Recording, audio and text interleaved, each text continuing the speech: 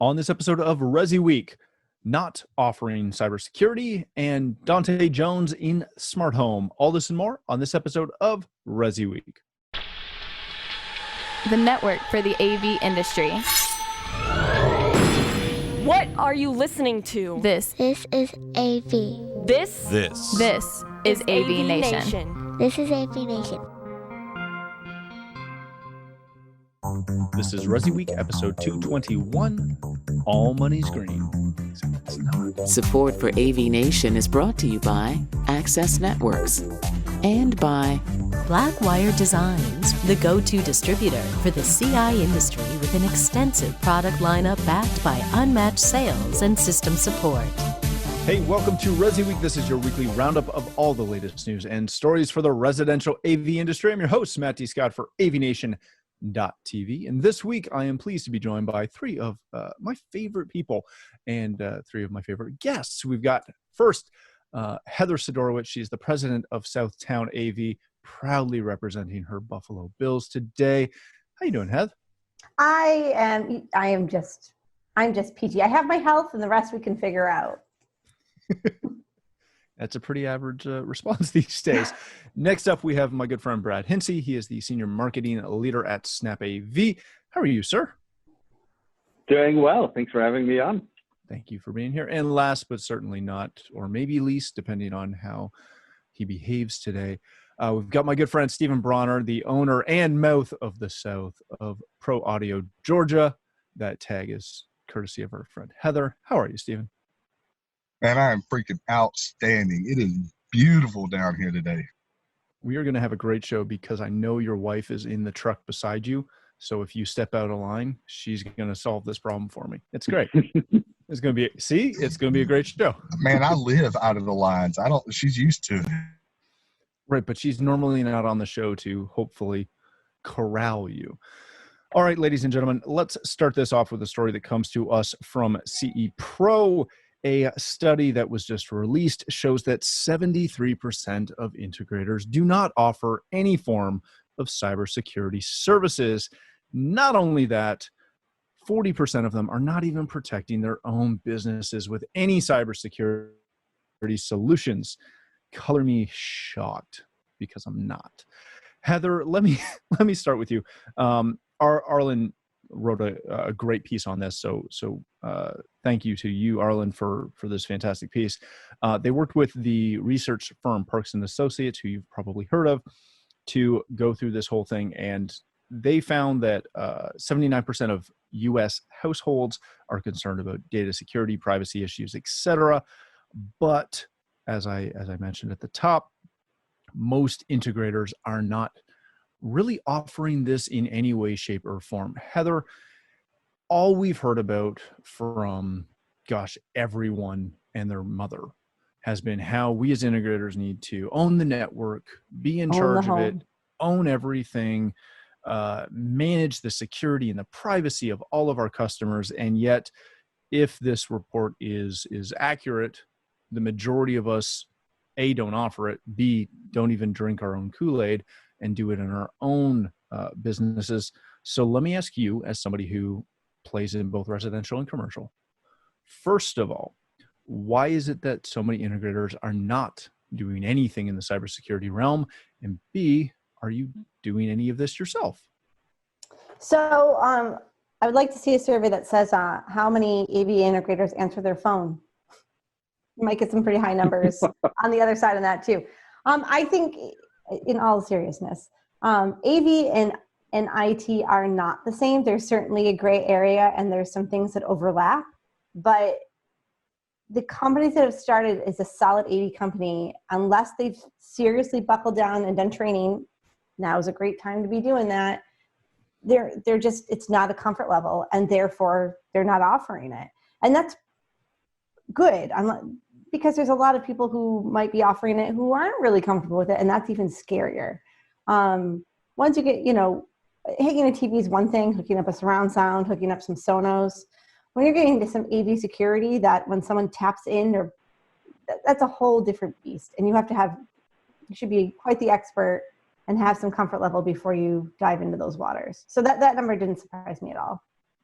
I'm really glad you brought that up, because that was kind of my first takeaway. And Brad, let me come to you on this.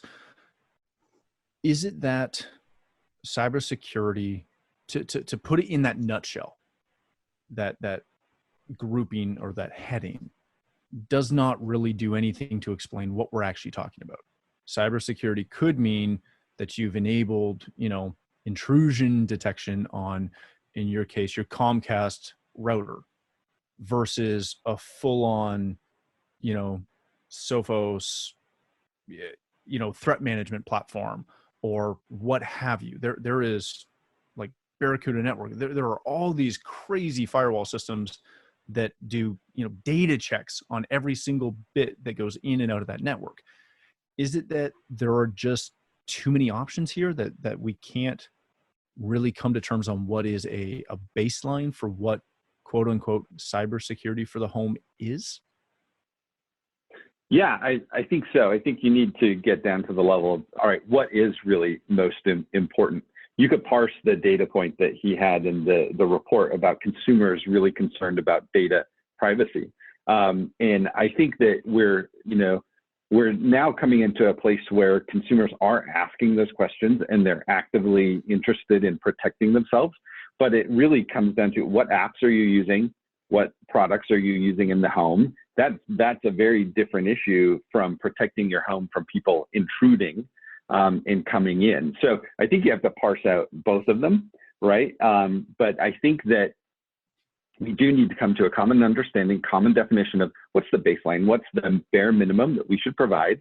But then we need to go and educate ourselves on what are the right tools, what are the right techniques, and actually be qualified to do that. Because like Heather was saying, if you don't know and you tell your customer, hey, we've got you protected, but you're not really, there's liability in that, but it also reflects really poorly on our industry as well. Yeah, very true. All right, Stephen, is this asking too much of integrators to not only understand, because there's a massive difference between understanding the technicalities of properly designing and deploying a network, and then there's a whole other layer that is privacy protection, cybersecurity, etc. Is this just, and I kind of mean this with all due respect, is this out of the breadth of most integration firms? I know one employee at another integration firm that I would trust to do my network security, and I know a lot of integrators. I'm glad you thought of me. Yeah, not you. So here's the thing.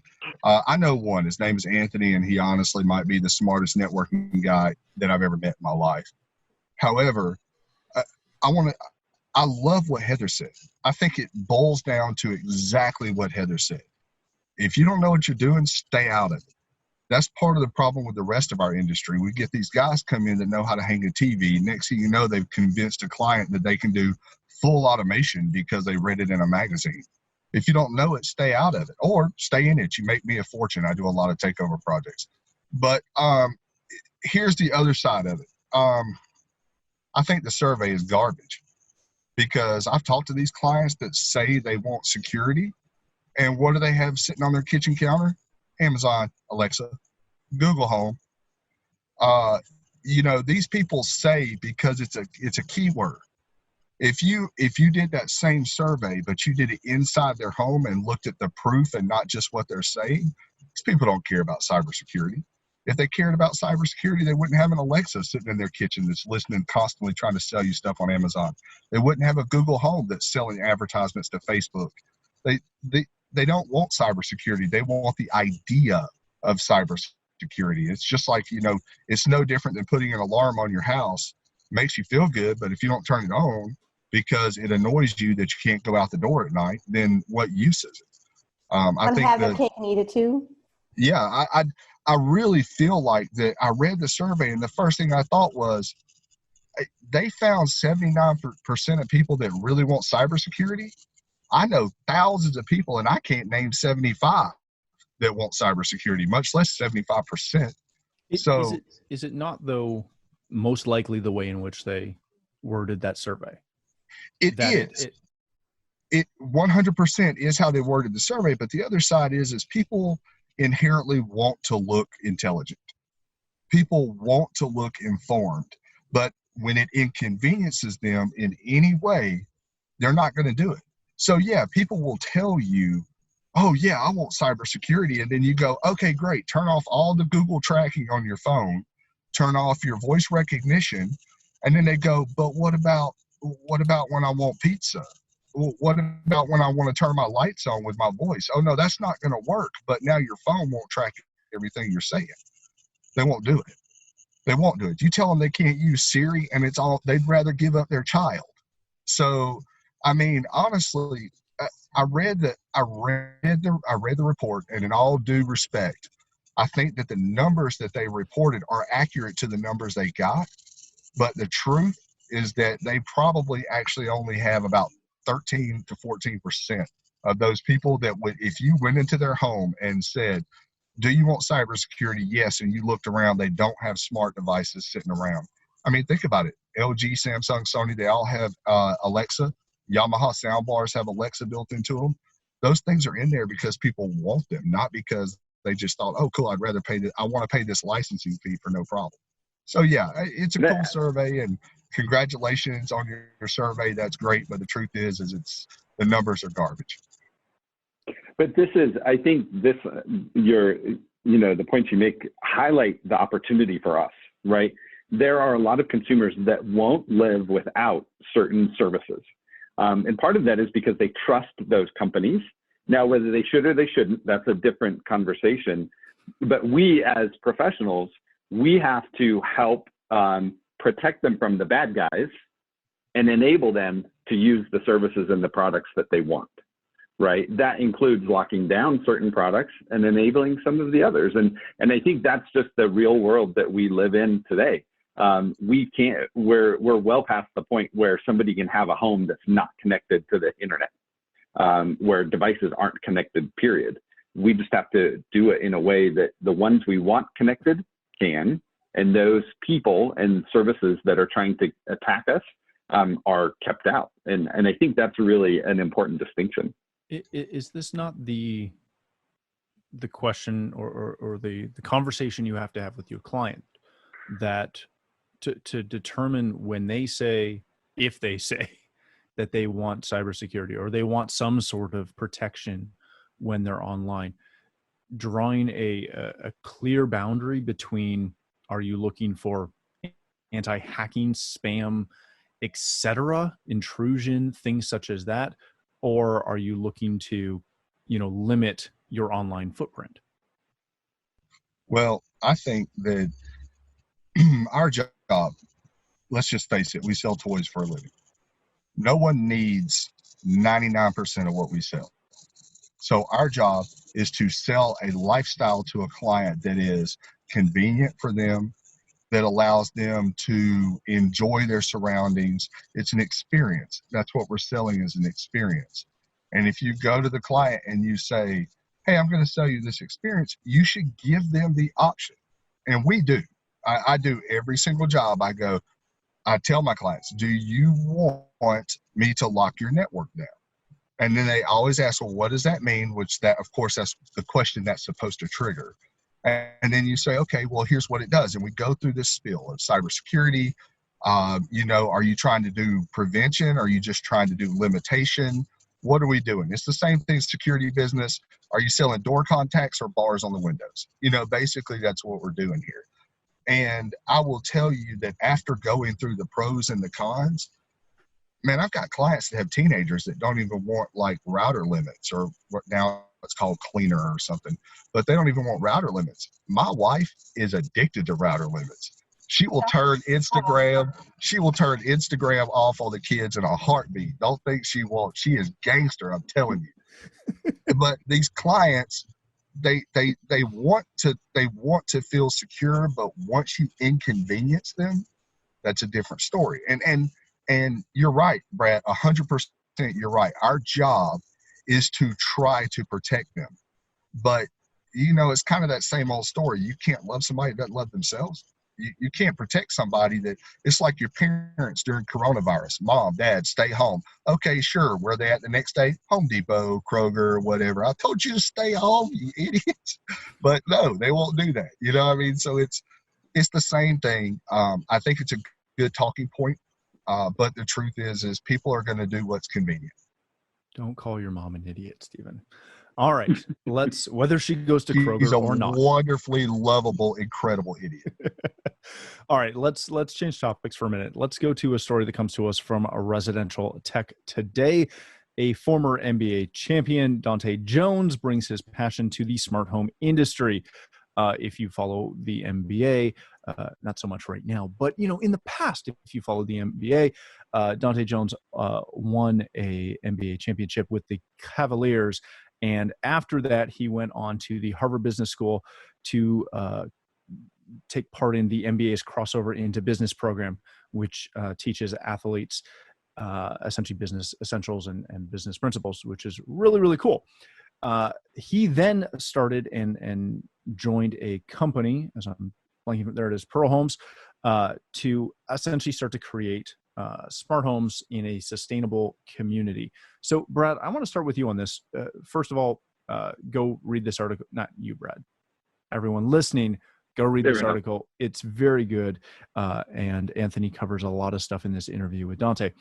Brad, what I wanted to kind of jump on with you on this story was Dante talks about how he kind of got into it, and he got into smart home and discovered that our entire industry exists because his wife, who works for Google, gave him a Google Home, and he started to play with it and expanding on that ecosystem. What they're trying to do with Pearl Homes is kind of unique in the fact that they're trying to make these homes that are somewhat affordable, also highly sustainable. Is the Google platform or any smart home platform, whatever level you are starting that at, is that something that lends itself well to sustainability, or is that just a really good tie-in buzzword? Yeah, I think it's definitely more of a buzzword. I think really what they're trying to do is they're building homes that at their foundation are built sustainably. And by definition, right, every detail lends itself to better sustainability. That means they're choosing products that are part of the infrastructure of the home that delivers that kind of an experience. It doesn't seem like Google Home has been built for that kind of critical infrastructure inside of your home, and really tying in and controlling all of that home holistically. So it feels like it's a play on consumer interest, but not necessarily one that they'll be able to deliver on using that as the foundation. Very good. Stephen, and I can't believe I'm going to tee this one up for you, because remember, we do have other things we want to get to and whatnot. So take your time here. But where's the delta here between, and I understand what he's doing, and I understand kind of why they're choosing some of the products they're choosing. But when you look at this, is there a delta that you can reach using traditional quote unquote smart home products and actually kind of trying to build that dream? Does that even exist? Can it exist? Or is it a level of, or the manner in which you explain that to the homeowner, to the end user? The Google products are amazing for an average consumer. They do a lot of things. Sony TVs will show you what the Nest doorbell at the front door, Nest cameras, everything links to your phone. The Google product is great for an average homeowner. This is not a good product for our industry, because one of the biggest problems with Google and Amazon and all these other automation products is the answer oftentimes is, no, we don't do that. And one thing I have learned in my career, and I've actually made a good living off of it, is our clients don't like to hear no. They will pay good money to hear yes. And so you have to always find a way. And I just did a post on this on social media.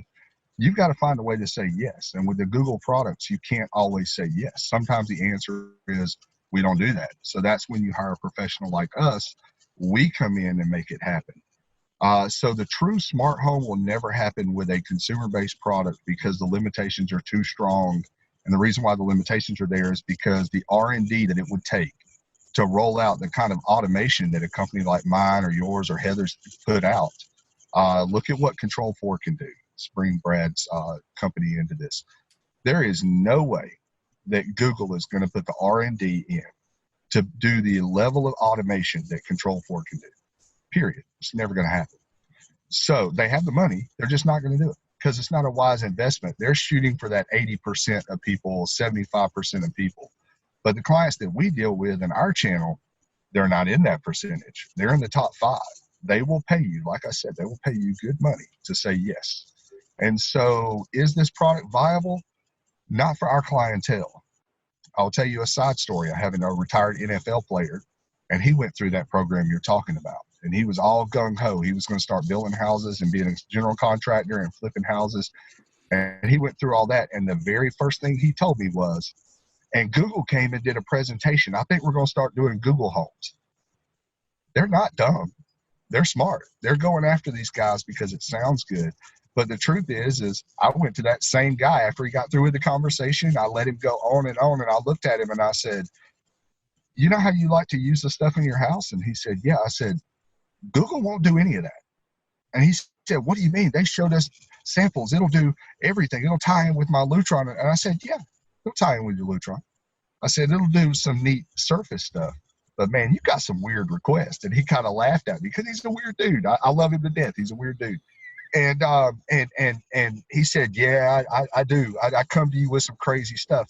I said, you do. And he said, but that's why I love you, man. You always come through, E. You always come through. So it's just one of those things where our clients, they expect a level of performance that Google can't offer. But for the average home, I think it is very possible for Nest and Google and all these brands that are under that alphabet envelope to come together and make it work.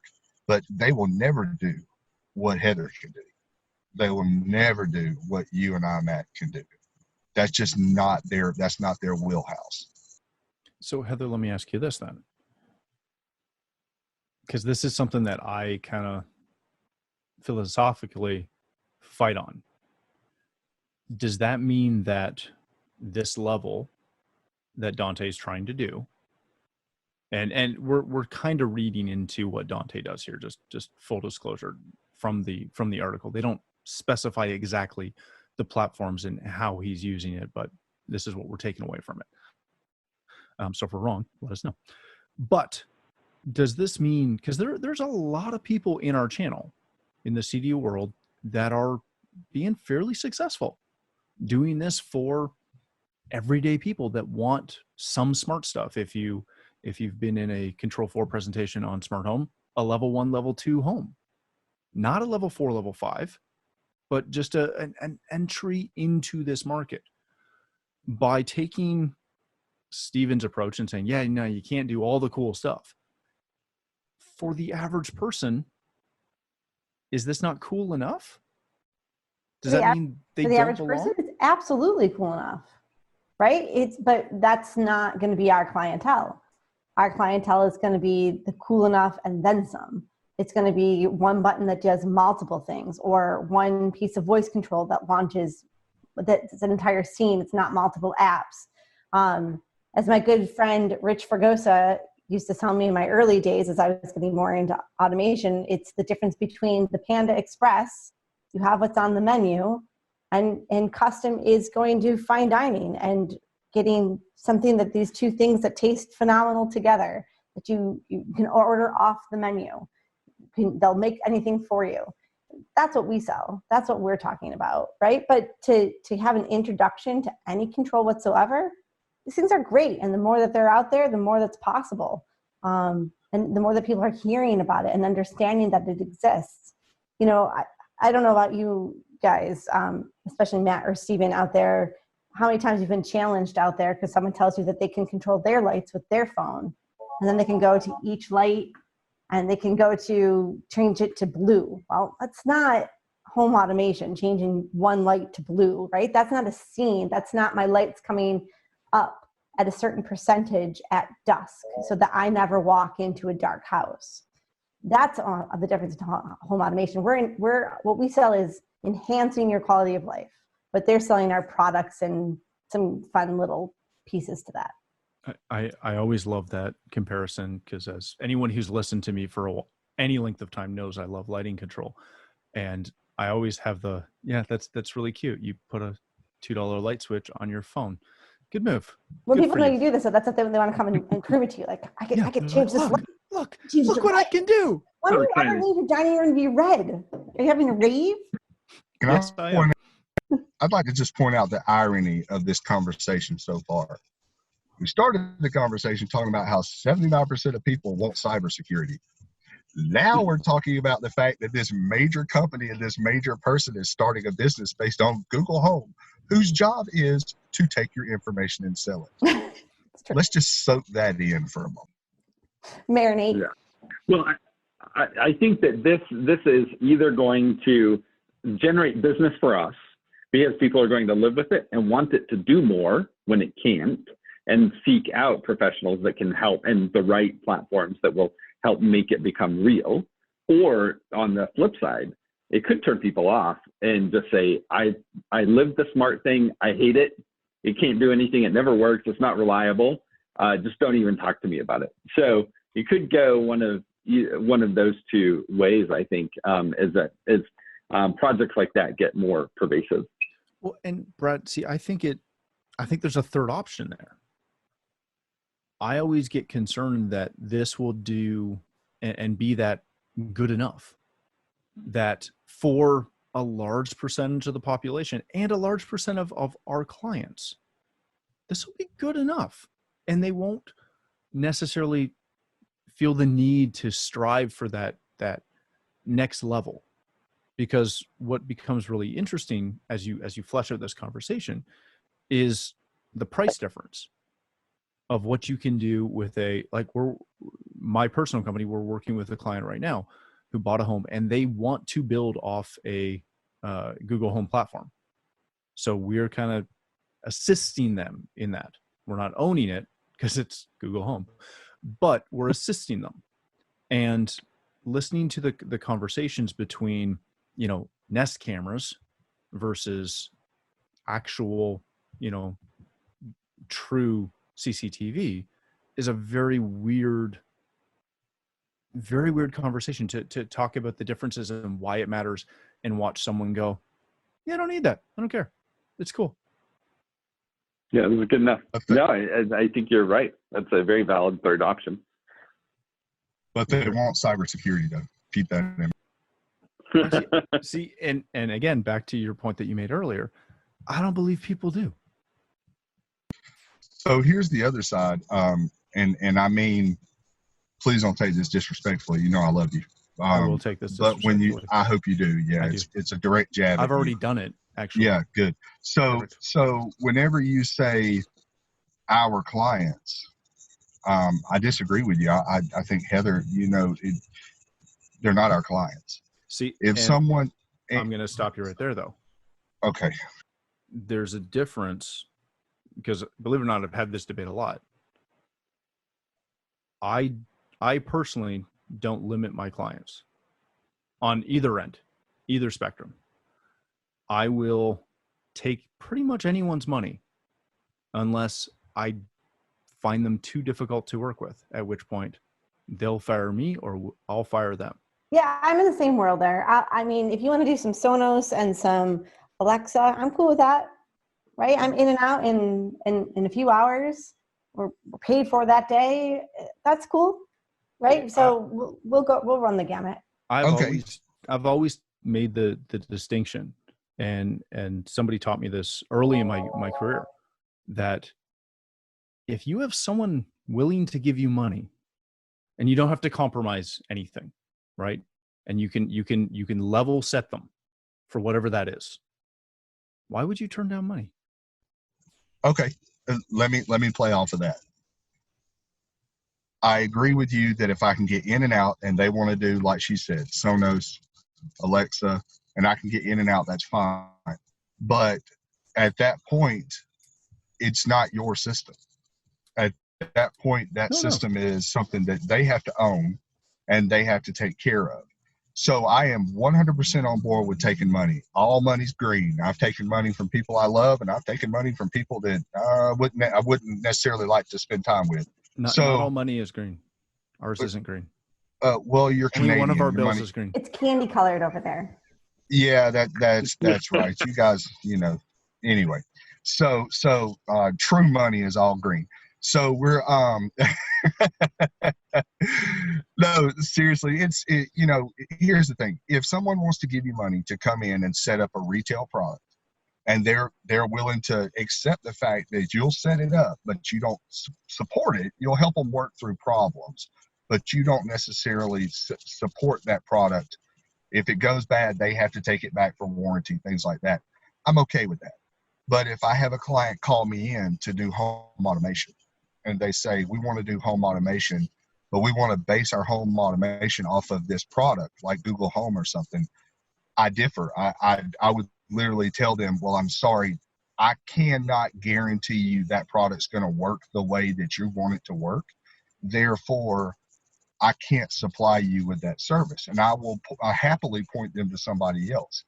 I agree that you should take somebody's money, but when you say without a compromise, I can't honestly, personally say that basing your whole house's automation off of Google Home is not a compromise. I wouldn't do a whole house automation system that way, right? I think that it's about expectations and it's about solutions and their needs, right? So not everybody is going to be able to afford a customized home system, but to be able to walk in the door and say, play Macy Gray in the kitchen, and that starts to play through your in-ceiling speakers, right? That's a quality of life. I've lifted it up just a bit, and it's not a full system. Sure, I don't own it. No, it's not customized, but it's a little bit better than it was. And so I look at it more than like that. I think with anything, and we'll wrap with this because it's my show and I get the final word. The biggest thing is always, no matter what level you're dealing with, whether it's entry, whether it's top end, whether it's commercial, whether it's house of worship, it doesn't matter what it is. As long as you clearly define what your scope is, what you're responsible for, and what you're servicing, and what the solution will and may look like, it doesn't matter. You can find a balance there. And if you choose to not do anything entry level, good, great. Continue to have success not doing that. If you can, I know quite a few integrators that do really well in those couple smart home products, and they couldn't likely do anything bigger than that. And that's cool because they're doing a good job at that. It's all about balance. And I'm sure Brad could go through different levels of dealers that they have who play in the smart home only, and the ones who are platinum dealers that only play in level 4 smart homes. There's a balance there, but I do think it comes back to, and I can't believe I'm going to say this, Steven's point. You got to, I know, Heather, I'm as shocked as you are. You have to know where your strength lies. And if we can maintain those strengths and work in your strength, you can be really successful. When you and why you're doing it. Yeah. When you get beyond that, maybe you will, maybe you won't. All right. That's our theme for today. Yes. Maybe you will, maybe you won't. And on that note, we have successfully completed our first show since the outbreak without mentioning the outbreak. That's fantastic. Heather, thank you so much for joining us today. If people want to connect with you, learn more about Southtown AV, where can they do that? Well, my fodder happens mostly over on Twitter, which is tech_chi, CHI, or Heather at southtownav.com, and let's chat. Excellent. Thank you, Heather. Brad, thank you for joining us. If people want to connect with you, learn more about Snap AV, where can they do that? Snapav.com or control4.com. And you can also find me on LinkedIn under Brad Hinsey. We just connected. I don't know how we weren't connected. It shocked me. I know. I noticed that. I was blown away by that too. It's so odd. So odd. Stephen, if people want to connect with you, learn more about Pro Audio Georgia, where can they do that? You can catch me on Twitter at proaudio_GA. You can shoot me an email, Stephen@proaudioga.com. I'm pretty much anywhere, Pro Audio Georgia. Look into it. Brad just got his lunch. That's even better. But look into it. I love to talk to other integrators. I love to reach out to and hear everybody's stories. So I look forward to hearing from you. In case you couldn't tell, he does. It's true. Yeah, I do.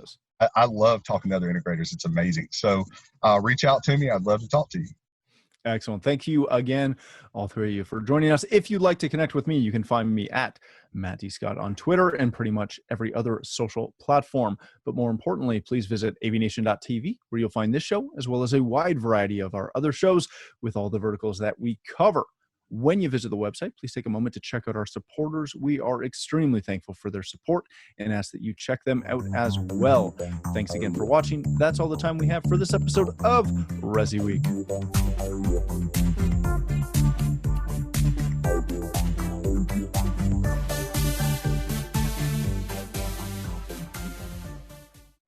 Hey, Matt, are you done? I'm done. Are you done? It's my show now. Final word. See y'all later. Oh, no.